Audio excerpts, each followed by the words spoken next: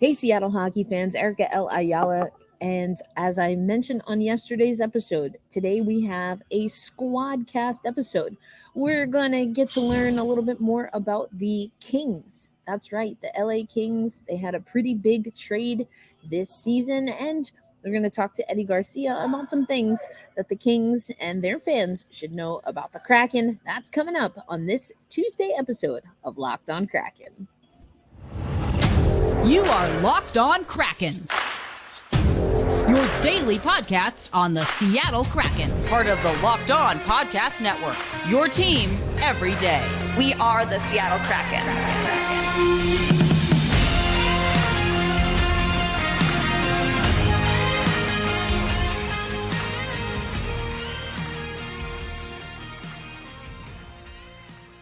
Thanks for joining us. How you been? I've been well. Thank you so much for having me on the show, Eddie. I'm here in Seattle for training camp. We just had our first preseason game at the day that we're recording. So, it's hockey season again. Can't be more thrilled.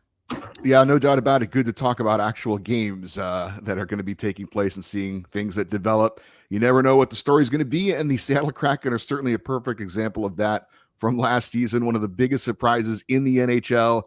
Struggled their inaugural season, but then year two, make the playoffs, 100-point season. And then you get in the playoffs, you upset the Colorado Avalanche in the first round in a 7-game series, and then they push the Dallas Stars to a 7-game series in round number 2. How much did last season really kind of get the attention of the Seattle sports fans and kind of energize the organization going forward here? I think that Seattle sports fans, they were endeared by the team in season 1. I think it definitely expanded. Anytime you can make a postseason run, that's exciting, especially given what some of the other Seattle sports teams were doing. The Seattle Storm had made a push, but we knew it was the last gasp with Sue Bird retiring, and they didn't have a great year this year. The Mariners were, in the last 2 seasons, they fell just shy and then made the playoffs, but it was a short stint. So I think the excitement of another Seattle sports team being able to make a playoff run was really exciting. It was interesting, though, last night at our preseason game split squad with Calgary, so half of the team in Calgary, half of the team here, that our AHL team that made a run all the way to the Calder Cup finals, overtime in Game 7, and then lost to the Hershey Bears. It was interesting to hear that team and that franchise really get locals on board in their first year, making that deep playoff run. So I do think that overall throughout the entire organization, again, making playoff runs is always helpful. And so I think it's a little bit of pressure for the guys that are returning, but they also want to make good on that pressure. They want to be able to show fans that have been loyal and fans that they won over because they made a playoff run that it's not a fluke. And that's what this season is going to be all about. Yeah, you're talking about the Coachella Valley Firebirds, not too far from Los Angeles. They had a great season last year, their first season in the AHL. So the narrative I'm hearing for the Kraken, I'm sure you're hearing it too, is that, this team is not going to sneak up on anyone this year. Everything kind of went right for him last year. Do you think that narrative is accurate or not? Well, I think just generally in sports, right? If someone smacks you in the mouth the one time, you get taken by surprise and you're not likely to want to get smacked again.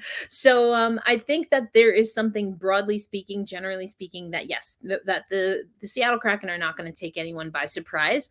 I think also what was most surprising, perhaps even to myself watching the team, was how well our fourth line performed. But if you look at who were the mainstays on our fourth line, none of them are on this Seattle Kraken team. So on the one hand, you have everyone kind of not being surprised by the Seattle Kraken. It was Jared McCann on the first day of training camp. He said, yeah, I did feel as though early on, people didn't maybe give us their full attention 100% on the ice, but they couldn't do that the next time they saw us. So no one's going to be taking them lightly. It's the same thing with our Calder award winner, right? No one's going to be taking Maddie Beniers lightly. So there has to be a leveling up. And I know we'll get into this a little bit, but we also have to take into consideration that other teams in the Pacific Division and certainly throughout the entire NHL have made trades. They have, there are retirements and all kinds of other moves that are going to make every team a little bit different. So as much as you can say it's a narrative for the Seattle Kraken, I think honestly it's just a restart, right? We're in a brand new season. So there's a little bit of a feeling out period that's going to happen.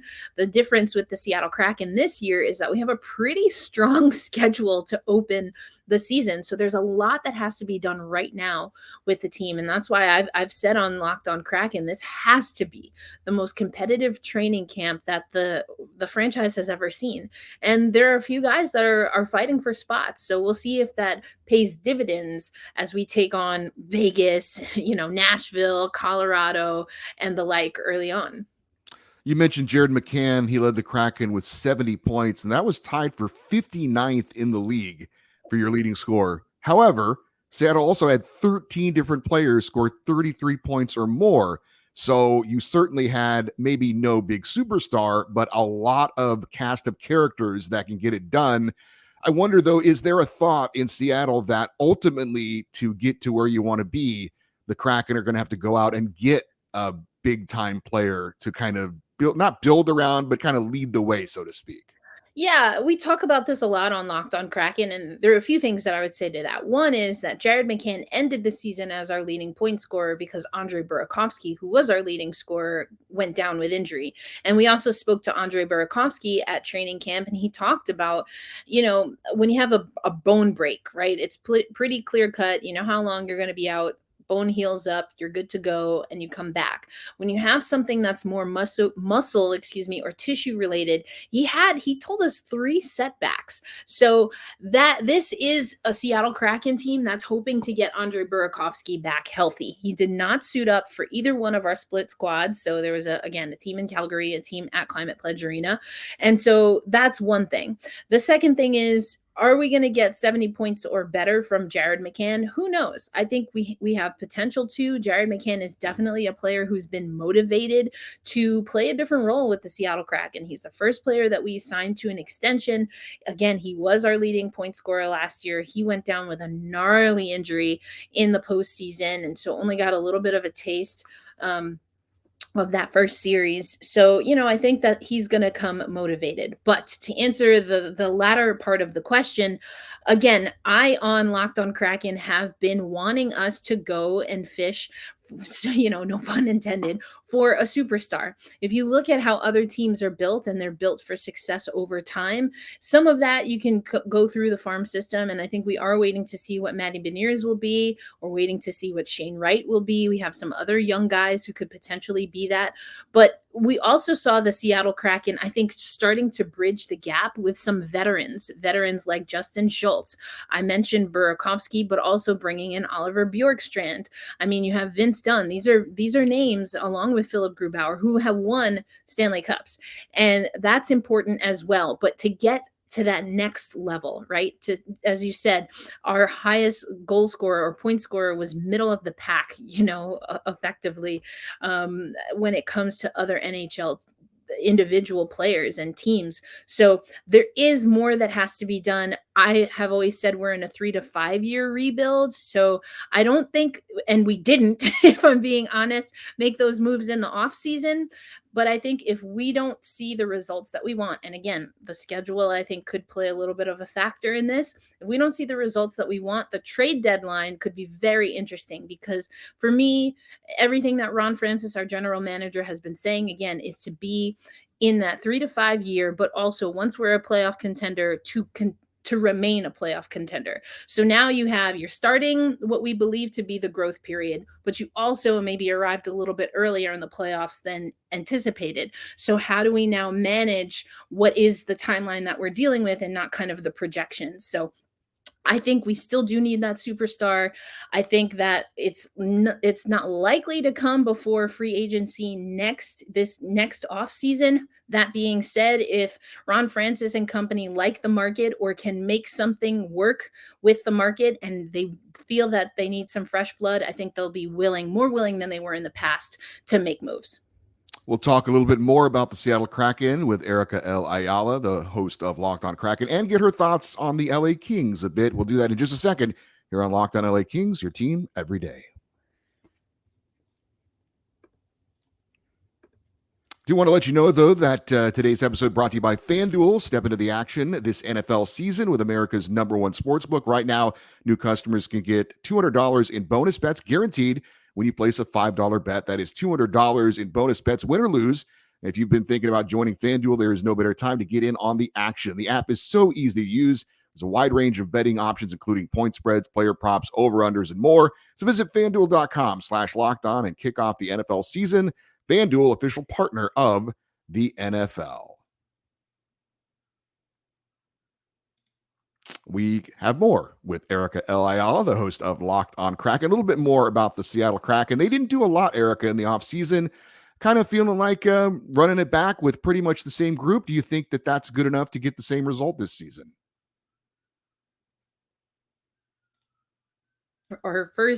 My honest answer is I don't know. I mentioned in our first segment that we kind of lost our fourth line, who for a while in last season, they were kind of the offense. I mean, the rest of the offense was following their lead, which you don't usually see. So, we did a little mathematics, easy math when it comes to our fourth line. So we lost Daniel Sprong to Detroit. Morgan Geekie is with Boston, and then Ryan Donato in Chicago. And if you just go goal for goal, point for point, the Seattle Kraken, in what they lost and what they brought in, just based on last year's numbers, we don't equal up the goals that we had on the fourth line. So that's a little concerning. But again, Burakovsky was hurt. Kyler Yamamoto has not been healthy, and he's someone that we brought in. Oliver Bjorkstrand, I talked to him earlier this week at training camp. He knew that although he considers himself a little bit of a late starter, likes to get into the groove a little later in the season, it took him a little while longer than usual to get settled with the Seattle Kraken. So it's kind of a lot of again, it's math that we don't know if it's gonna level out. So again, the real answer, if I had to say, is I don't know. I think the opportunity, if I want to be optimistic, is that there are some guys who either know that they can perform better or that are expecting to perform better now that they're healthy. If I'm a little more pessimistic, it goes back to what we talked about before, not having maybe a true bona fide superstar on the team. So you kind of have to go by committee. That being said, the Seattle Kraken were able to figure that out throughout the season last year, and by committee worked for them. So, and a lot of guys who are coming to the team, whether you're talking, Belmar, I've mentioned Yamamoto a few times, Brian Dumoulin, they know that about the Seattle Kraken, and they're buying into it's all hands on deck, do what you can do to win games. So it's a little bit of a toss-up, but I said that about last year's team, and they figured it out. So I'm hopeful that we've laid a strong enough foundation where we're really focused on aggressive checking in all three zones, focusing on possession, that we're really shoring up defensively so that we're not putting Philip Grubauer and whoever our second goalie will be under so much pressure. So I guess it's a little bit of a wait and see. But, I think it's going to be a real opportunity for guys to step up. And again, if they don't, I think that Ron Francis will be ready to make some moves at the trade deadline. Well, we mentioned, maybe no real superstar, but maybe there could be one. And that's, of course, reigning rookie of the year, Matty Beniers. You mentioned him a moment ago. What's the potential for growth there, and what are the expectations like for season 2 for him? And that's the thing about Matty Beniers. Talk about this on Locked On Kraken all the time. He's so smart. He learns it I'm not exaggerating when I say it almost feels like he learns every minute of every day. We again have had some training camp scrimmages, we've had a preseason game, and his IQ is there. He's gotten, from my eye test, he's gotten stronger. I think he got bullied around, including, he had an unfortunate concussion that kept him out of the All-Star game. In the playoffs, teams were able to target him and, quite honestly, Jared McCann, which of course went a little overboard with his injury. Also, a concussion, if I had to guess. It hasn't officially been announced as such. But, I think that there's a lot of potential there. And again, no one's going to be taken by surprise with Matty Beniers.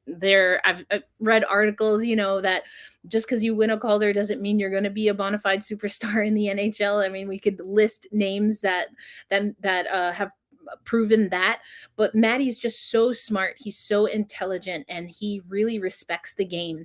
And I have a feeling that he's going to find a way to be the type of player that this team needs. And yes, he's the closest, if I had to guess, to a superstar. And I think Shane Wright had a very weird season last year. I was actually going to ask you. That was my next question about Shane Wright. Yeah, I knew it was going to come up. Very weird season, a very weird and dramatic draft. Real quick, for people that don't know, Erica, Shane Wright was thought to be perhaps the number 1 overall pick in the 2022 draft. He ended up sliding to number 4 to the Kraken, and he spent pretty much all of last year in the AHL. My question was, what is the plan for him this season? Yeah, and just to boot a little more context, so he was with the Seattle Kraken in the NHL for a number of games because of just all of the different agreements that are in place with junior hockey and things of that nature because of his age. And so there was a lot of fodder when it came to, he's with the NHL team, but he's healthy scratch. He's not suiting up for NHL games. And was he going to stay on the team? Would he get an exemption so that he could be with Coachella Valley for the full season last year? That didn't happen.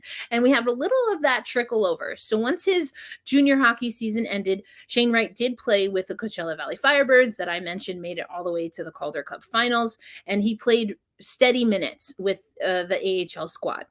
This year, he did get an exemption. He was like 1 game shy of the amount of games he needed at the AHL or NHL level at his age before he could, if he doesn't make the NHL team this year, then he could go to Coachella Valley. So we got that out of the way. He's not going back to junior hockey. So no more of that drama. I do think he ends up for the majority of the year in the AHL, and I think that is what will be best for him. The AHL, our Firebird squad, even yesterday, most of them were in Calgary, and if you look at the penalties, especially in the second period, you can kind of get a feel for how our AHL team plays. They're gritty.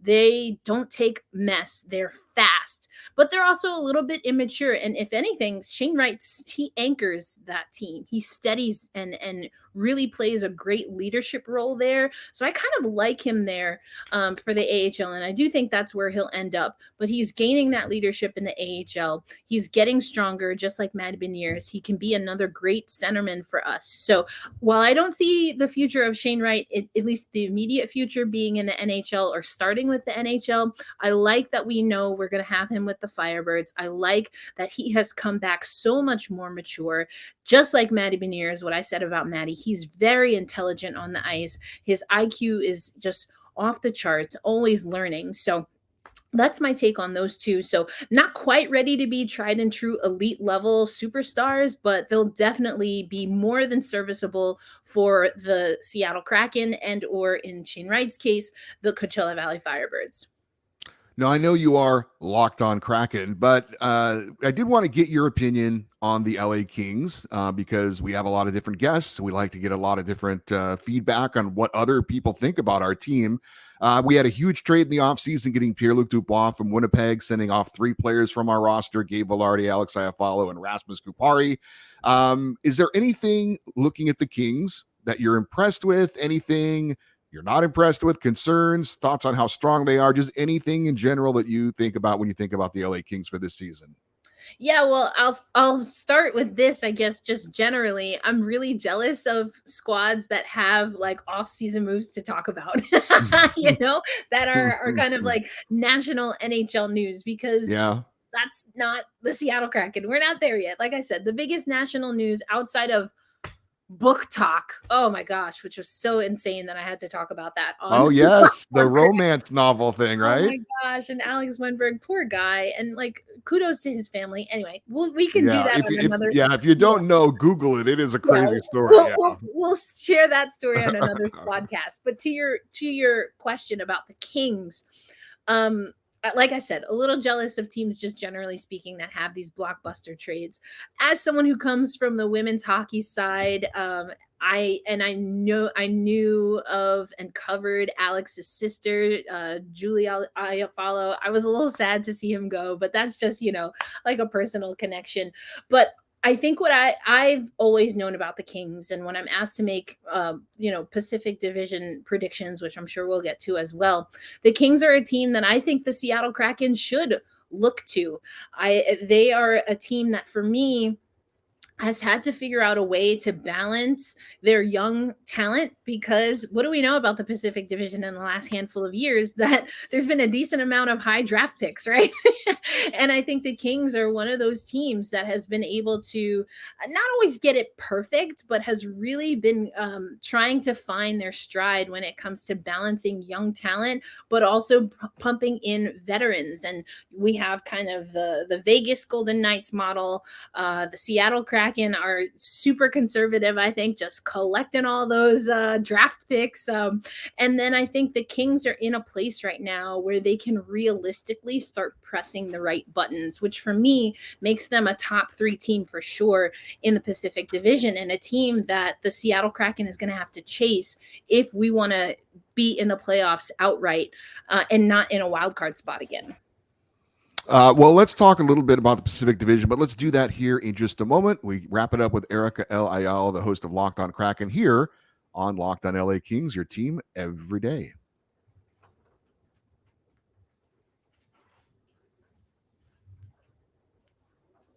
Erica, before last season, there was a lot of talk about how the Pacific Division was maybe the worst division in hockey. Lo and behold, the Pacific puts 4 teams into the playoffs. 3 of those 4 teams advanced in the playoffs. The one that didn't was the Kings, because they played against another Pacific Division team. And the Stanley Cup winners came from the Pacific Division. So maybe the Pacific not quite so bad as the experts thought. But that was last season. Now this season, do you think the Pacific gets 4 teams in? Could they even get 5 teams in to the playoffs this season? Well, from where I'm sitting, I sure like our chances if we get 5 more than if we get 4. I mean, and you talk about the Kings being the Pacific team to not advance, but I mean, like you said, taking on another Pacific Division team. I think overall, I think it's a little greedy to say we'll get 5. I think that will be in a pretty good position, if everyone can really kind of do what they did. And I'm really looking at Seattle, because I do think we have to kind of pull up the rear of that top tier. If Seattle can really get some things together, I think we're really leaning in heavily on Andre Burakovsky being healthy and effective. I think that does give us a really good chance. And I want us to be a contender where we're in clean outright and not having to worry about a wild card. It is pouring rain. I don't know if you can hear that, but I can hear that. Seattle. That's Seattle, right. Baby. That's nice. So yeah. So that's what I think. I think the Kings, obviously we had that wild game. Yes, we did. Kings, I was going to say the Kings and Kraken don't have much of a history yet, but I was at the game 9-8 overtime. That was the craziest game I've ever attended in person. So there is that one matchup that we can talk about. Yeah, that is wild. That was a wild game. But again, I think to me that showed the grit and the fight that I see in these 2 Pacific Division teams. I do think that the Kings, for me, is just they're a step above and is again a team that we have to chase in the Pacific Division. But I do think that it's a goal of ours. We had an opportunity to be in the top 3 in the Pacific Division, and we just couldn't get it done. We kind of fumbled at the end of the season after that amazing run on the road. And again, something we talk about a lot on Locked On Kraken, but protecting home ice. We've built, and are in what is arguably one of the best kind of event venues in North America for sure, and couldn't protect home ice. So I think that's going to be really important for us. I think Edmonton continues to be a great team. I don't think we have to worry about them yet, but the Sharks, obviously, with new management, kind of releasing some of that salary with the trade, I think that they're going to be a team that again is gonna want to gun for us. So, I oh gosh, right. And I guess I should probably talk about Vegas. We'll see them obviously for their home opener and their ring ceremony banner celebration. That's going to be amazing. But I think Vegas is a team that for so long, the story with them has been that they're just kind of trying to throw everything right on the wall to try to be successful. I do wonder with them if they have the right recipe and if they're able to sustain it. I think that's still a question that needs to be answered. But who's to say? I don't think we can doubt them because again, they come in as reigning champions. So, Calgary. I don't really know what to say about Calgary these days. As we were coming into the division, they were in one place and then they swiftly fell out of that. So, I guess we have to see. And the Ducks, I think it's fair to say, still have a lot of work to do. So again, that 3 to 5 year plan coming from the Seattle Kraken perspective, if we're going to get to be a perennial playoff team, we have to do it now because we cannot rely on the quote unquote being in the quote unquote worst division any longer, because I don't think that's going to be true very much longer, if it is true at all, even today. All right, that is Erica L. Ayala, the host of Locked On Kraken. Check her out on Twitter at elindsay08 and also Locked On Kraken at Locked On Kraken. And of course, you can find her show in all the same wonderful places that you can find this show. Erica, great to talk to you. Thanks for your time. And we look forward to seeing what the Kraken have to offer this season. And we'll follow you on Locked On Kraken all season long. Oh, please do. And we'll make sure to send some Kraken fans over there. And we got to make sure we do another one of these as we come up to our time on the schedule. Well, you remember last year we had a little 4-team roundtable with the other hosts. That was fun. So we'll hopefully have one of those as well coming up this season. Thanks. All right, so Erica, stay dry. And we'll talk to you next time. Thanks so much. Thank you. All right, hockey fans, I hope you enjoyed our SQUADCAST episode. As I also mentioned yesterday, we have another one coming up. That will come closer, though, to when we have our regular season games. As you know, we open up on the road first against the Vegas Golden Knights. And then, of course, we will take on Nashville. But thank you, as always, for making Locked On Kraken a part of your daily destination. And just a reminder that I'm here in Seattle and in the greater Seattle area. And if you want to get updates directly from me from training camp and other things happening, make sure you join our subtext community. You can do so today by texting 918-731-3154. Again, that number is 918-731-3154. That'll get you a 14-day free trial. And after that, less than $5 a month to get your insider information. But thanks as always. And you know what I'm going to say?